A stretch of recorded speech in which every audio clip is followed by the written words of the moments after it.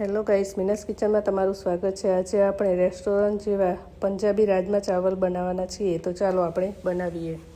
રાજમા ચાવલ બનાવવા માટે રાજમાને ગરમ પાણીમાં બોળી રાખ્યા હતા અને તેમાંથી પાણી કાઢીને કુકરમાં રાજમા લઈ લીધા। તેમાં તમાલપત્ર, તજ, એક મોટી એલચી અને સ્વાદ પ્રમાણે મીઠું એડ કરીને તેમાં 2 ગ્લાસ પાણી એડ કરીને કુકર બંધ કરીને બાફવા માટે મૂકી દેવા। તેમાં 4-5 સીટી થવા દેવી। અહીંયા રાજમા પણ બફાઈને તૈયાર થઈ ગયા છે। પછી રાજમા વઘારવા માટે કડાઈમાં 2 પરી તેલ લીધું છે। તેલ ગરમ થાય એટલે તેમાં રાઈ, હિંગ, કાંદાની ગ્રેવી, લસણની પેસ્ટ નાખી 5 મિનિટ થવા દેવું। પછી તેમાં ટામેટાની ગ્રેવી નાખીને સારી રીતે મિક્સ કરી તેમાં મીઠું નાખીને થવા દેવું।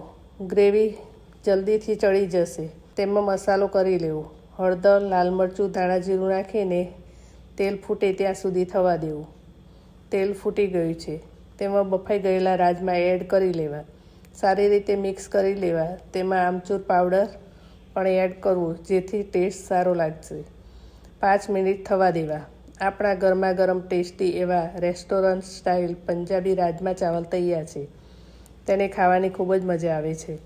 જો તમને વિડીયો ગમ્યો હોય તો વિડીયોને લાઇક કરો, શેર કરો અને ચેનલને સબસ્ક્રાઈબ કરો। મળીશું એક નવી રેસિપી સાથે। ત્યાં સુધી બાય બાય, થેન્ક યુ।